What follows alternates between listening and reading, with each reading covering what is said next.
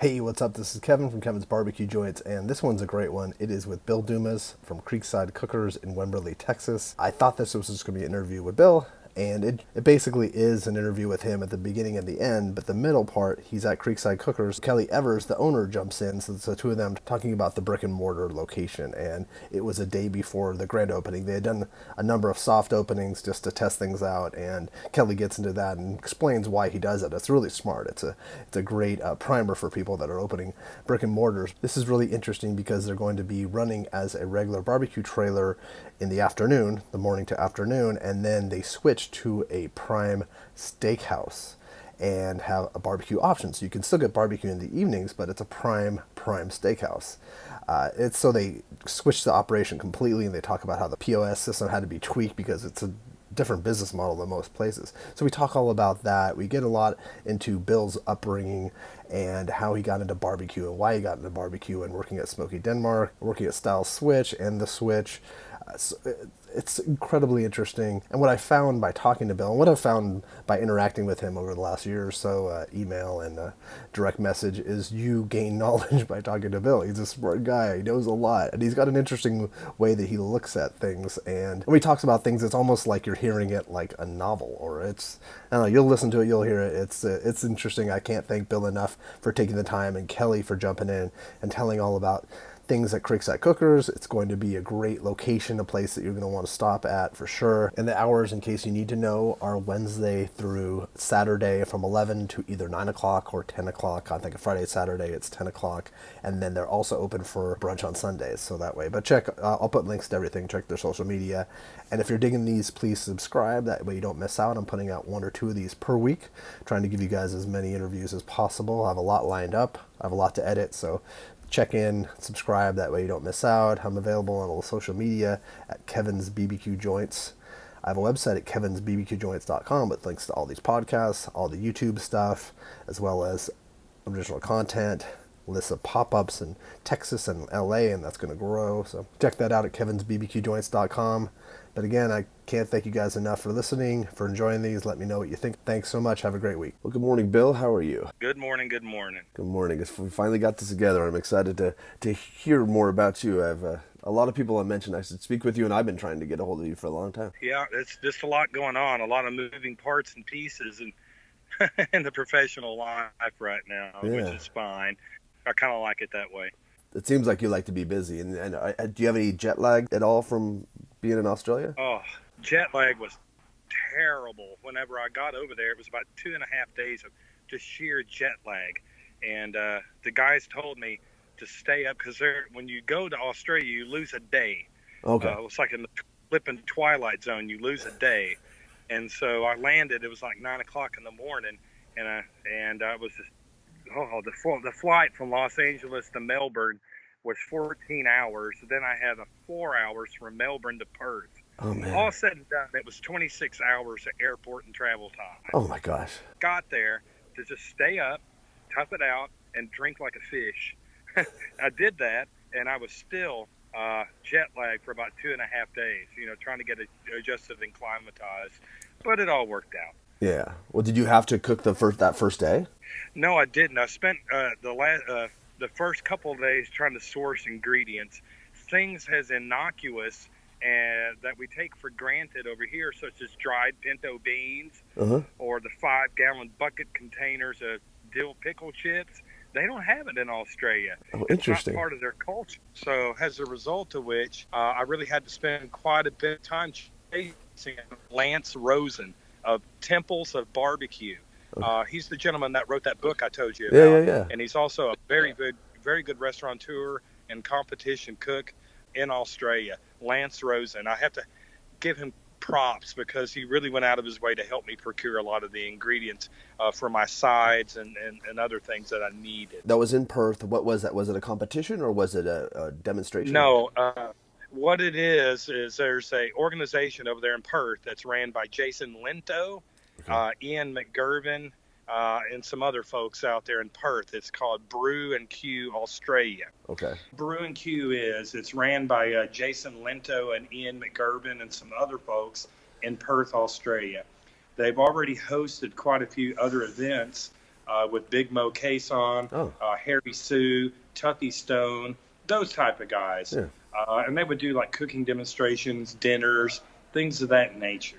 But this past October 5th and 6th, they had a big event at the Ascot Racecourse. And it was a competition with about 30 teams, a big beer festival, a lot of cooking demonstrations, vendors, and then VIP dinners.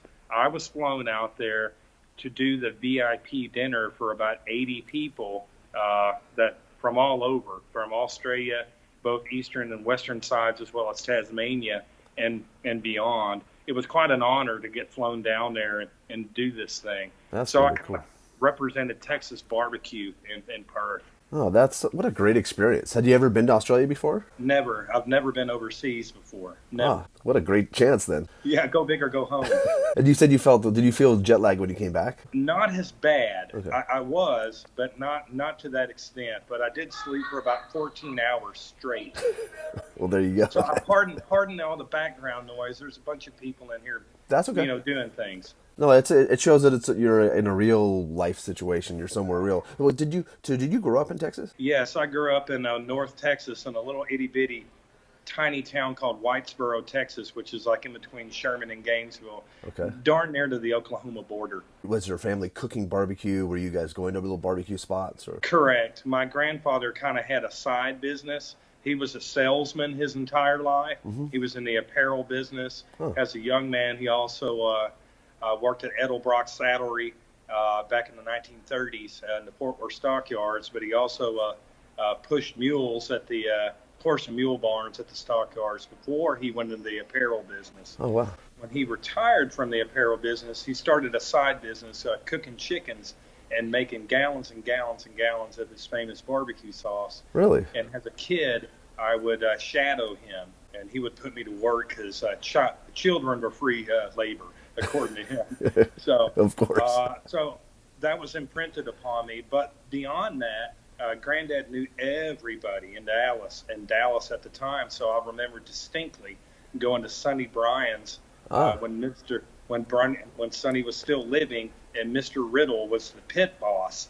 And I remember going in there, and there would be Sonny with his white paper hat on, his white T-shirt, and his white apron, and he'd be looking down like this, chopping meat, and never once looked up, but he knew instinctively that my granddad was there, and say, "Howdy, Kurt. How you doing, Granddad?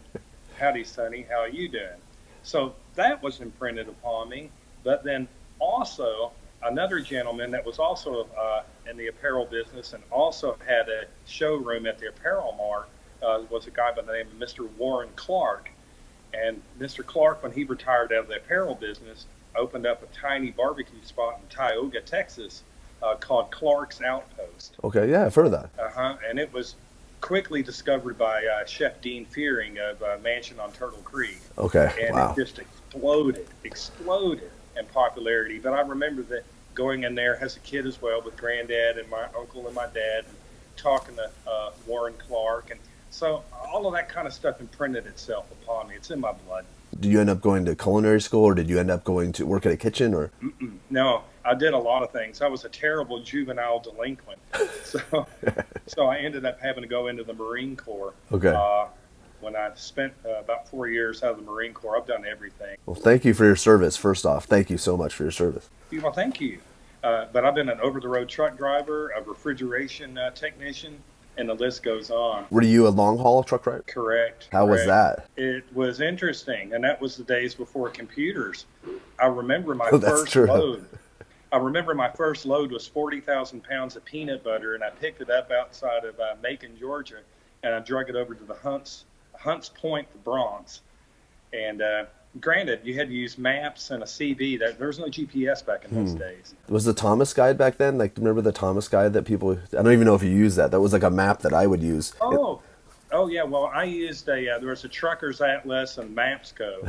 Yeah, but I've done a lot. I wore a lot of different hats in my life. But upon the death of my son in 2012, I'm so sorry. I kind of immersed myself into something I loved, which was barbecue, and it's been a hell of a ride since then. I started doing some things with Stephen Michael Dean, who was one of the administrators of the Texas Dance Hall Preservation Society, Okay. which was instrumental in the preservation of the old STJST halls throughout Central Texas. I became the official caterer for Twin Sisters Dance Hall, and I did a lot of catering. I had a pit made by David Close in 2012. I did that, and then shortly thereafter, I was hired on by Smokey Denmark in East Austin, and I ran their barbecue food truck for a couple of years before Shane Stiles of Stiles Switch scooped me up in October of 2015. Could we jump really back quickly to Yep. Smokey Denmark? Can you explain what that is? Because a lot of people don't necessarily know what that is. Mm-hmm. Yeah, Smokey Denmark is a smoked, well, what they are essentially is a sausage maker. And they've been in business since 1964, making all manner of sausage. And Mr. Denmark, I don't really know what his first name was, but everyone knew him as Smokey Denmark, Okay. right? But here's an interesting fact. Guess who Sonny Moberg's grandfather is? Who? Or was? Smokey Denmark. I didn't know that. Wow, that's interesting. Yeah, so Sonny's grandfather is Smokey Denmark. I bet no one knows that. Now you do. That's great. So then, what were you doing for them? Doing sausage or smoking their sausage? Well, I started out, on the receiving dock, and they had opened up a barbecue truck with a pit at the front of the business facing East 5th Street. Mm-hmm. Well, the guy that was running it didn't quite work out, so they shoehorned me in, and bang, off we're running. Well, that's perfect. I'm glad they did. I'm glad they did too, because it was the start of my professional career, as it were. And I kind of was able to get some really interesting and neat things done. I quickly hired on Keenan Goldis, formerly of Goldis Sausage Company, and we did some really weird artisanal sausages like apple pie sausage. Wow. A blueberry sausage that looked like you killed a Smurf and made it out of it. I should have named that one the Gargamel. Yeah, exactly. But we did all that, and consequently, I guess where that food truck is now. Where is that? Evan Leroy has it. Oh, really? Oh, so that is Evans. Okay, interesting. That's my old food truck. So, Wow. So it's all interwoven. This whole world is all interwoven. indeed. So then Shane Stiles got you to work at the Switch or at? In October 2015, he hired me on. They were replacing, actually one guy was quitting. His name was Bob Costarella. Nice guy. He was moving back to California, so they hired me on, and I came on board on October of 2015 with, along with Lance Kirkpatrick, Andy Stapp, who now works at Liberty Barbecue with John Brotherton, and Alan Michael Jackson, who now works at Brotherton's Black Iron Barbecue. So, yeah, how about that? So we all formed a team, and bing, bang, boom, we're off and running. Wow. How was that experience? And what were you? Was there something? Were you guys all doing everything, or was it something where you had a specialty? Well, at the time, it took a little bit for me to get climatized, because we're talking about volume here, running 2 services at that restaurant. And, anywhere, depending upon catering, you could be looking at 80, 90, 100 briskets across those pits. And we were running close pits at the time, which were of different configurations. So it was quite a dance to get everything coordinated and consistent. But it took a few months for me to get climatized. But after that, we did everything. Whatever needed to be done, we had to do it. Prep, the cooking, everything, top to bottom. Come on over here. What's up? You got to get in here. Come on in here. So Hey. yeah, come on. So who I've got here? I thought you weren't here. So this is Kelly Evers. All Okay. right, he's going to jump in here and get next to my noggin. Okay. So look, there's Kelly Evers. How's it going? How you doing? Kelly is actually the gentleman that started this business, and this is Creekside Barbecue's founder, owner, and operator. There you go. How you doing? Nice to meet you. Nice to meet you as well. How are things going over there? They're going fantastic. We've been drinking water from a fire hose for the past 6 months, so now that we're almost there, it's kind of nice. It's going very well. It's going very well, and having Bill on board's been a huge help for me to kind of help me alleviate some of the heavy lifting. So it's been good for sure. How long have you been open officially? Well, I started the food trailer 5 years ago. Okay. And I started my catering business in 2010. I was a school teacher for 20 years. And so I was doing that on the side, plus competing and doing all that kind of stuff. So officially, as an actual barbecue joint, since 2015. And where exactly are you guys located? We're in Wimberley, Texas. Currently, our brick and mortar is at 500 River Road in Wimberley. Yeah. Before, we were a food trailer here in Wimberley as well. We're in the process right now of moving from, we're in the process of kind of switching concepts at the trailer to more of a grab-and-go barbecue-style breakfast place. And so that's coming on the horizon in the next month or so, but we're trying to get this open as quickly as possible first, and then we can go ahead and make that transition over. So is the brick and mortar, it looked like from Bill, from video I saw, it looks like the brick and mortar is open, or is it not open? We did our soft openings last week. Oh, that's what it was.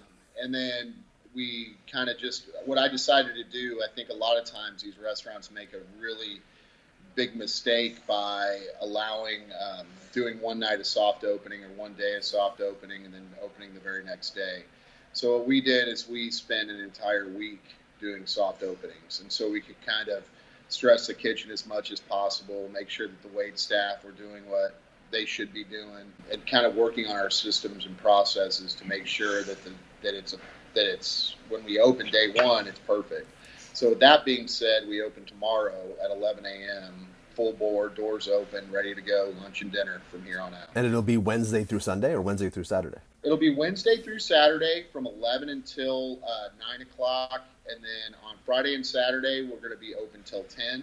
Wow. And then on Sunday, we're going to be open just for brunch from 10 to 3. So, and eventually we'll probably add Tuesdays down the road. But at this point, like I said, I've been very diligent about making sure that we don't put the cart before the horse opening this, and really taking our time and making sure things are done right. From everything from the meats all the way up to the way dishes are washed. So it'll be a very successful endeavor, just based simply on that. Is it meat market style? Do you have a cutter? Is it? No, we're not doing meat market style at lunch. It's very similar to a food trailer style walk-up counter service. Okay. And then we're very unique in that I've always wanted to do a hybrid style restaurant where you have the walk-up counter during the day, and then in the evenings you have full-service prime steakhouse with the barbecue addition to it. Oh, interesting. And so that's kind of been a challenge from the standpoint of our POS system, of ordering, logistical. Until we can kind of get that worked out, that's kind of been our biggest thing. But the concept itself is very unique in that, for instance, our POS system had never done a concept like this. And so as a result, they've kind of had to reinvent the wheel and work in some new programs and some new fixes to their system to accommodate our needs. So it's kind of a unique... That's interesting. I've never thought of it that way. That is interesting that you would have to have... It would have to... Because it's not the same menu duplicate. No, it's a completely different menu. And so we're running a very similar trailer menu, very traditional barbecue style at lunch. And then at night, we literally completely shift gears to a prime steakhouse. And so with the barbecue as a component to it versus the traditional, versus being all barbecue all the time. In Wimberley, we don't have a steakhouse. It's and in the area, there's not a good steakhouse for miles. So we're kind of capturing that market as much as possible. No, that's important, and I feel like there's not really a great steakhouse where I live, and I'm in Los Angeles, but I think that every town, every city needs a good steakhouse, and that's an important component. Will you be able to get brisket at dinner time? Yes, we are. Yeah, we're going to have our full service menu. Well, we're going to have an abbreviated. We have family style barbecue at night and by the pound as well. We're really, one of the things that we're doing here is we're really focusing on the meats. We're really focusing on the steak quality. We're doing a lot with Nyman Ranch. We're doing a lot with just certified Angus steak products. And so I really believe that if you buy premium meats and you buy the best you can, you're going to get a much better product. Oh, for sure. And some of the techniques that we're using as far as cooking the steaks are concerned, with the reverse sear techniques and some other things that we're doing, make us very unique to the steak market in Central Texas. So with all that being said, I mean, it's definitely been it has been a big learning curve, but I think we're right about there. How do you like having Bill on board? Oh, it's wonderful. You know, it's nice. Being in the business myself for as long as I have, and running the whole show from prep to selling to catering to everything for so many years, having another guy who understands the life of somebody at the pits it's a really good component. Bill and I work fantastic together. We are able to really get, I don't want to say we finish each other's thoughts on some things, but when it does come to barbecue, we do. And so we're on the same page on a lot of things. And I think with his experience and his expertise and what I brought to the table, just what I've developed over the years, it's a great recipe for success. So will there be a time where like from 11 will be open from 11 till 2 or 3 and then switch over or close? Or yes. Mm-hmm. Yeah, what we're going to do, what happens, it goes 11 to 4, and then we close for an hour. We're still doing to-goes, but then we shut down for an hour, and then from 5 until we close is the steakhouse. We have a very extensive wine list, extensive beer list, and so in order to make that move from the traditional barbecue joint, we had to work in that time component to where we could make the transition, because you got to figure we literally have to completely switch the concept of the restaurant in an hour. So, and what's crazy about it, when we first started running it during our soft opening weeks, we were like, there were some hiccups, but what I found is it really streamlines the process, and it forces, I've been to a lot of restaurants where you go in for lunch or whatever, and at dinner time, you go in for dinner, and there's still remnants of lunch everywhere, so to speak. There's things out and about. Here, it's literally it's a different restaurant. That's so crazy. That's so interesting. I've never heard of that. This is very unique, very unique. And it really is, because you literally go from a counter service, food trailer style ordering system to super high end. I mean, we have a $124 steak on the menu, all the way down to a $19 T-bone. So it's a very, very unique concept for sure. So for people that don't know where Wimberley is, where would it say? A lot of people listen to this fly into Austin. Right. Wimberley, we're approximately 30 miles southwest of Austin and about 40 miles dead north of San Antonio. Okay, so you're more south. Okay. Yeah, we're in the hill country. We're on the west side of 35, and so we're kind of out in the Texas hill country, literally smack dab in the middle of it. Right on the Blanco River, really. Yeah, the restaurant, so it's we gorgeous actually out have there. A big piece of riverfront associated with the restaurant. So the Blanco River runs, it's 200 feet from the restaurant. Oh, that's fantastic. Oh, that's great. What a great place to be, too. Yeah, it's very cool. Do you want to go over really quick what your menu is, too? Yeah, actually, we can. So the menu board is actually right behind me. Okay, so the menu for lunchtime basically is your traditional barbecue menu. So we have the brisket, the pork ribs, the turkey, the pulled pork, and our artisanally made sausage. So all of the sausage is made in-house by Ainsley Taylor. Okay. Consequently, she was the sausage maker I had over at the Switch. Now she's over here. Right now we're making a 100% beef sausage that utilizes some of the trim from the briskets. And then we have a jalapeno cheddar sausage that actually uses pepper jack and has the cheese component.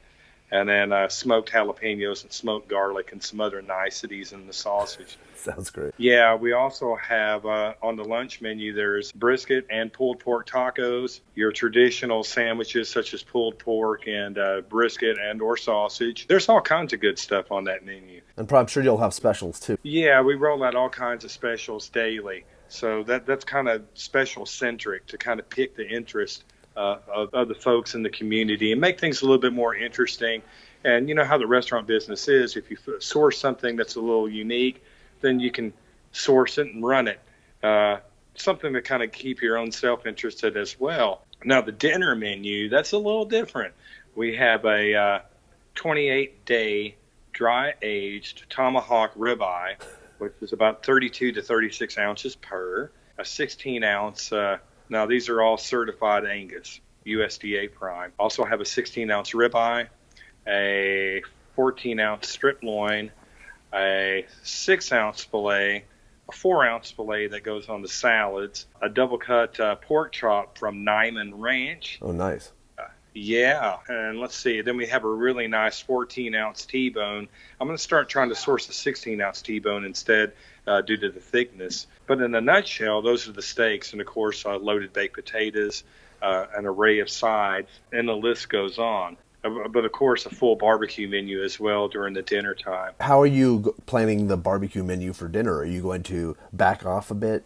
Yes, that is correct. One thing we noticed during soft opening was that, and it may be just because it's a new concept, but the community really took off on the steaks, and the barbecue kind of took a back seat, at least during soft opening. And I think that's going to continue through grand opening, just due to the fact that it's a new concept. Mm-hmm. So to your point, yes, we'll kind of have to take a look at our pars and maybe back off somewhat. Dinner time is going to be more steak-centric as opposed to being your traditional 1, 2, 3 meat plates that you would normally get with barbecue during lunch. So as opposed to that, the barbecue at dinner time will be more or less by the pound family style. Oh, gotcha. Okay, gotcha. So that'll kind of push some of the steaks a little bit more. I mean, we may push or pull that depending upon how, the customers react to that. We'll see. But for now, we're looking at by the pound family style in respect to the barbecue during dinner service. So is the barbecue during lunch service more plate? Yes, we have it by the pound, and we also have a 1, 2, 3 meat plates. Gotcha. As well as the traditional sandwiches. Well, it's nice to have a barbecue option for the evening because a lot of places don't have that. A lot of people don't have anywhere to go at nighttime. Yeah, and you're absolutely correct. Let's see, who's our competitors in the area? We have Hayes County Barbecue over in San Marcos. Great people, Micah Hernandez and Jesse Miranda, Omar Baca and the crew. Wonderful, wonderful people. And then let's see, Scott Roberts is just as a crow flies, only about 15 miles away from us at the Salt Lick. Both of those establishments run dual service. Mm-hmm. So, but in dripping, not so much. Wimberley, unless you want to go to Dairy Queen. So that's about it. I think it sounds like a better option than Dairy Queen. Not that Dairy Queen's bad, but it's just a better option. Oh, no, I'll go for a steak finger basket. So would I, definitely. Well, can we talk a little bit more about your experience at the Switch? I just want to know more about how many pits did they have there, and how many pits do you have at your place right now? Okay, so at the Switch, we were running 4 1,000-gallon pits made by Sonny Moberg, as well as 1 custom-made designed sausage smoker that was indirect yet bottom-fed, straight to flue, that was constructed by Sonny but designed by pitmaster Chris McGee. Okay, I remember hearing that someone had designed it, one of the pitmasters, yeah. Yep. Now over here at Creekside Cookers, we have 2 1,000-gallon pits made by Sonny Moberg, and then we have an indirect bottom-fed straight-to-flue pit that I don't know where Kelly got it, but it's a little guy. But we have that rascal too. I also have a small close pit that's about 100-gallon size, and then Kelly also has another pit that's almost a close design pit as well. So we have a wide variety of equipment. So yeah, you seem like you have a lot of capacity. We do, and we're kind of due to the fact that I have so much experience, running dual services both at Stiles Switch and the Switch, I kind of bring that to the table on how to get things timed out correctly in which to run that in respect to brisket cook and so on. Yeah, I was going to say that's a great experience. It darn sure is. I can answer a lot of those questions. Yeah, because that is definitely a challenge to make sure that because at that transition, not a lot of places do that, but it seems like more and more it's becoming more prevalent. Maybe people realize dinner service is important. It's hugely important because for your average person, I mean, let's face it, most working households have each unit is working a job. both the husband and the Yeah. wife or whoever's running the house. So that means that a lot of times, you don't really have time to really sit down and think about dinner till it's time to sit down and think about dinner. For sure. So if you don't have something available from a restaurant standpoint, you're kind of missing the market share on that. Yeah, and also too, a lot of people can't go have barbecue at lunch, and especially somewhere that's a busy place, they only have an hour, so it's not. And that's correct. And one more thing, actually, to touch on, Wimberley is kind of a retirement community, and it's also a tourist community. So all up and down the Blanco River, which is just right over here, for miles and miles, all the way down towards Fisher and Canyon Lake, are resorts and really high-end resorts and Airbnb properties. So, and multi-million-dollar houses that line the river as well. So the market, as far as takeouts and caterings, oh my goodness, it's a lot. So you're to be a busy man, huh? Yeah, busy, and that's a good thing. I want to talk a little bit about, because when I've interviewed like Jeff Savell and Kelly Yandel, and a lot of different people have brought you up because you're interconnected within that family, like the Texas A&M. Can you talk a little bit about those connections and the barbecue family that exists? Well, I'll tell you what, it used to be, as little as 15 years ago, everyone was more closely guarded, and they really didn't communicate back and forth, at least not publicly. For sure. But back in those days, the barbecue circles really in this area really consisted of what was available on Lockhart. In Austin, it really didn't explode. Okay. So I kind of credit Aaron Franklin with that. For sure. Because that's really what provided the point of the spear as far as craft barbecue in Austin, Texas is concerned. Another one worth mentioning, of course, is John Miller, which gave birth to Law Barbecue, of course, and the list goes on. I guess my point is we're all kind of interconnected. We really are, because a lot of us use the same meat suppliers. A lot of us, have the same customer base. It's kind of transient. So it kind of overlaps. So we all get to kind of know one another. As far as Camp Brisket's concerned, I started going there about 2 years ago, invited. Yeah, and spoke on a couple panels. I believe it was about wood and wood selection and fire management. Yeah, I think I saw a picture of that. If memory serves me correctly. So they're Dr. Sable, Griffin, and Riley, super great people. Mm-hmm. And Kelly Yandel, that's my buddy right there.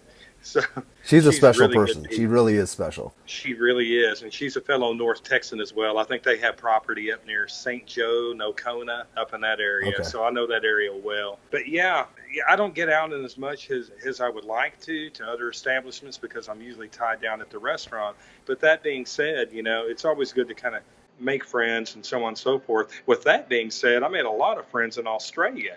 You wouldn't believe it. Well, every Australian I've met has been a wonderful person. It just seems very welcoming. And yeah, and you know how that came to be?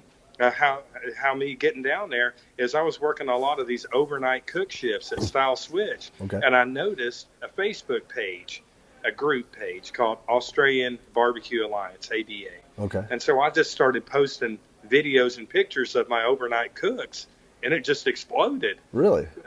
And then one day I decided, well, what the hell? I'll just put it out there. And I just put it out there, and I put a post on that ABA group.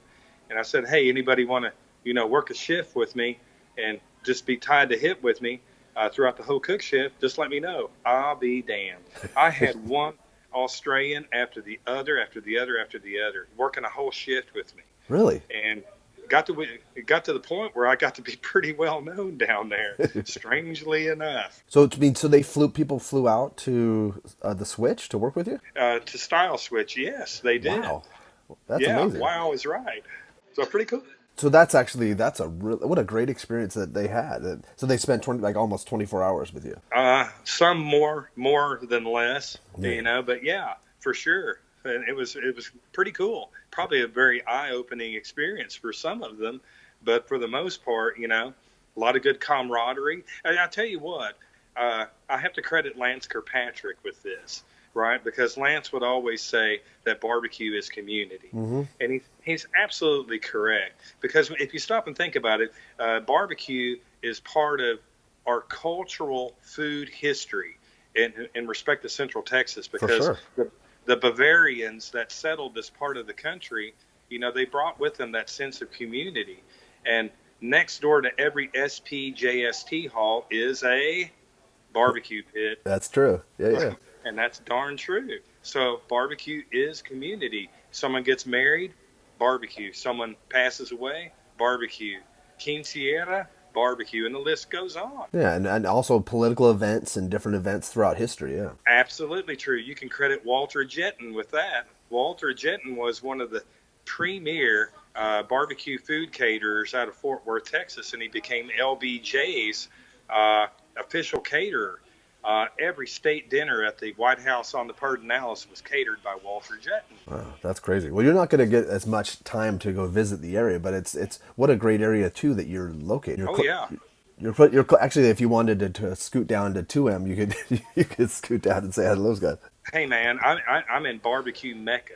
But to that also makes it a very competitive market as well. Well, you have to keep your game up high constantly, so you're always having to think about that, thinking about your consistency and thinking about your day-to-day food quality, thinking about what you can do to put something else up on the board that makes things more interesting and draws more customers. So it's kind of very competitive. And my granddad always said, and you can quote my granddad, Curtis Dumas Sr.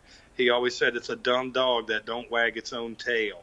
So that's a great line. I love that. I'm going to use that. I'm going to quote him.